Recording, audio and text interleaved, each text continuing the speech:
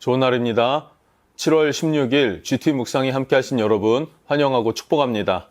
오늘은 열왕기하 4장 38절에서 44절 말씀으로 헌신자를 책임지시는 하나님이란 제목으로 하나님 말씀 나누겠습니다. 본문 말씀 함께 읽어봅니다. 엘리사가 다시 길갈에 이르니 그 땅에 흉년이 들었는데 선지자의 제자들이 엘리사의 앞에 앉은지라. 엘리사가 자기 사환에게 이르되 큰 솥을 걸고 선지자의 제자들을 위하여 국을 끓이라. 한 사람이 채소를 캐러 들에 나가 들포도 덩굴을 만나 그것에서 들호박을 따서 옷자락에 채워 가지고 돌아와 썰어 국 끓이는 솥에 넣되 그들은 무엇인지 알지 못한지라. 이에 퍼다가 무리에게 주어 먹게 하였더니 무리가 국을 먹다가 그들이 외쳐 이르되 하나님의 사람이여, 솥에 죽음의 독이 있나이다 하고 능히 먹지 못하는지라. 엘리사가 이르되 그러면 가루를 가져오라. 하여 솥에 던지고 이르되 퍼다가 무리에게 주어 먹게 하라. 하매 이에 솥 가운데 독이 없어지니라. 한 사람이 바알 살리사에서부터 와서 처음 만든 떡 곧 보리떡 20개와 또 자루에 담은 채소를 하나님의 사람에게 드린지라. 그가 이르되 무리에게 주어 먹게 하라. 그 사환이 이르되 내가 어찌 이것을 100명에게 주겠나이까? 무리에게 주어 먹게 하라. 여호와의 말씀이 그들이 먹고 남으리라 하셨느니라. 그가 그들 앞에 주었더니 여호와께서 말씀하신 대로 먹고 남았더라.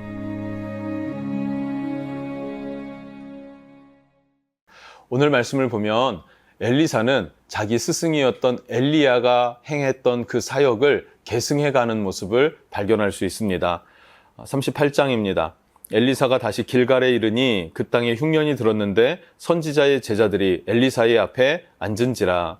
엘리사는 다시 길갈로 내려갔습니다. 길갈, 그곳에 누가 있었나요? 선지자의 제자들, 예전 성경으로는 선지 생도들, 그들이 모여 있었어요. 왜 그들을 만나러 갔는가? 그들을 돌보고 가르치기 위해서. 원래 이 사역은 엘리사의 사역이 아니라 엘리야가 일으킨 사역이죠. 엘리야 시대에 붐이 일어나서 다시 한번 하나님을 향한 마음이 있었고 또 그 하나님을 향한 마음으로 헌신한 헌신자들이 모이게 되었습니다.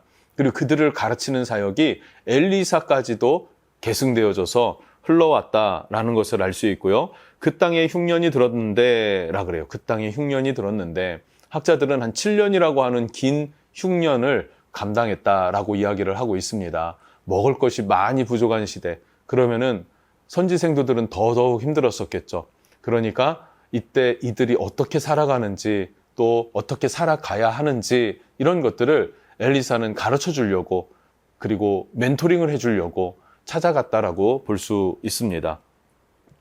이어서 말씀을 보면요. 38절 중반부터 보면 엘리사가 자기 사환에게 이르되 큰 솥을 걸고 선지자의 제자들을 위하여 국을 끓이라 하매 라고 해요. 큰 솥에다가 이제 국을 끓여서 나누어 먹으려고 합니다. 그런데 39절 거기에 무언가를 넣어서 끓여야 되지 않습니까? 국이라는 게 물만 끓이면 되진 않으니까 무언가를 넣어야 되는데 어떤 한 사람이 들에 나가서 들포도 덩굴을 막 이렇게 꺾어 온 것 같습니다. 그리고 들호박을 따와서 덩굴과 호박을 넣었어요. 정체불명의 음식이라고 할 수 있어요. 근데 이것을 왜 따다 넣습니까?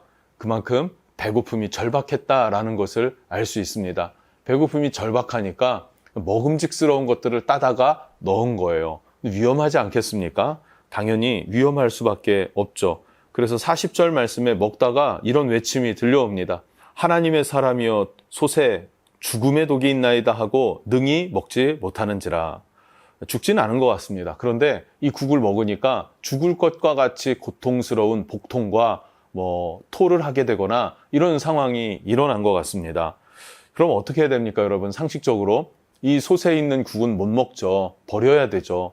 그런데 엘리사는 버리지 않고 가루를 가져와라. 어떤 가루인지도 모릅니다. 가루를 넣었습니다. 그리고 이제는 떠다 먹어라 라고 하면 여러분 먹을 수 있겠습니까? 제가 여러분의 집에 신방을 갔습니다. 그리고 함께 식사를 하고 있어요. 그런데 먹을 수 없는 어떤 그런 상황이 되었을 때 제가 기도하고 자, 이제 괜찮아요. 먹읍시다. 라고 하면은 여러분 드실 수 있겠습니까? 쉽게 먹어지지는 않을 겁니다. 그런데 엘리사는 왜? 라는 생각을 해봐야 돼요. 왜? 여기에 가루를 넣고 그리고 먹어라 했을까 하는 것이죠. 왜 먹으라고 했을까 하는 거예요. 그것은 바로 위기의 상황이죠. 가뭄입니다. 그리고 먹을 것, 남아있는 먹을 것조차도 먹지 못하는 상황이 되었습니다. 그러나 이때 우리가 의지해야 될 하나님이 계시다라는 것을 인식하라는 거예요. 하나님은 하나님의 사람을 살피신다, 먹이신다, 결코 죽게 내버려 두시지 않으신다 하는 것을 믿고 하나님의 일을 감당하라는 것을 가르쳐주고 있는 것입니다. 우리가 1절부터 7절 말씀에 등장했던 한 여인의 사건을 여러분 기억하십니까? 선지자의 생도의 아내죠. 이 선지자의 생도, 제자가 죽었어요. 근데 빚을 안고 죽었단 말이에요. 그 빚값으로 두 아들을 종으로 삼으려 합니다. 라고 여인이 다가왔을 때 엘리사는 돈을 주어서 문제를 해결하지 않았습니다. 어떻게 해결합니까? 너에게 가진 것이 무엇인가? 라는 거예요. 여인이 가진 것, 정말 보잘것없는 것, 작은 것, 기름 한 그릇, 이겁니다. 기름 한 그릇밖에 없습니다. 그것을 그릇에 막 부어서, 그러니까 많은 사람에게 그릇을 빌려다가 따라라. 그리고 그 기름들을 팔아서 빚을 갚고 아이들과 살아가라 라고 하잖아요. 재정을 그냥 준 것이 아니라 재정 얻는 방법, 믿음으로 하나님 앞에 서는 법, 믿음으로 순종하는 법, 이것을 경험하게 하고 그리고 재정을 얻게 하는 것입니다. 마찬가지로 오늘 선지자의 제자들에게도 문제가 생기고 어려움이 생겼을 때 상식 안에서 먹을 수 없는 것, 이것이 아니라 그 상식을 초월하시는 하나님을 신뢰하는 법, 그것을 가르쳐 주는 것입니다. 상식을 초월하시는 하나님, 그 하나님을 신뢰하고 그 하나님을 따를 때에 하나님의 일을 감당할 수 있기 때문에 그렇습니다. 그래서 무엇보다도 선지자의 제자들에게는 하나님을 향한 신뢰와 믿음과 순종, 이것이 매우 중요하죠. 엘리사는 그것을 멘토링하고 있는 것입니다. 제자들은 그것을 배우고 있는 것이죠. 그 이후에 어떻게 됩니까? 이것을 먹었는데 어떤 해도 입지 않게 되는 것을 경험하는 것입니다. 믿음으로 사는 법, 믿음으로 사는 법. 우리는 상식으로 사는 게 아니라 무시하자는 말이 아니죠. 그것을 초월하시는 하나님을 향한 믿음을 가지고 감사하고 기뻐하며 살아갈 수 있는 그런 우리가 되었으면 좋겠습니다. 42절부터 44절로 넘어가면요. 작은 섬김의 손길이 등장하고요. 그것으로 큰 열매를 거두게 되는 일을 보게 됩니다. 42절입니다.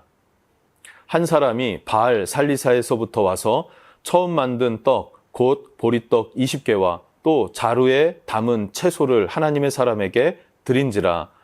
그가 이르되 무리에게 주어 먹게 하라. 자, 한 사람이 와서 보리떡을 20개 만들어 왔다고 합니다. 네, 처음 만든 보리떡이라고 말하고 있는데 첫 열매로 만든 보리떡 이렇게 해석하면 될 것 같습니다. 그런데 20개를 가져왔대요. 보리떡 20개가 어느 정도 분량일까요? 예수님이 오병이어 기적을 일으키실 때 소년의 도시락이 보리떡 5개였습니다. 그럼 20개라고 하면은 성인이 그냥 배불리 먹을 수 있는 좀 통 큰 성인이 배불리 한 끼 먹을 수 있는 것 정도였을 것 같습니다. 그런데 옆에 같이 갖고 온 게 무엇인가요? 채소 한 자루였어요. 채소 한 자루. 조금 전에 채소가 없어서 들 호박, 들 포도 덩굴 이런 것들을 캐먹다가 복통이 오지 않았습니까?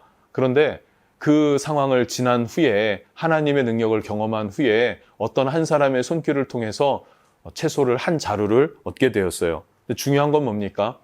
엘리사가 이것을 나누어줘서 먹게 하라라고 하는데 100명이나 되는 그 제자들을 어떻게 먹입니까? 이것으로 먹일 수가 없습니다 라고 말하니까 엘리사가 말합니다.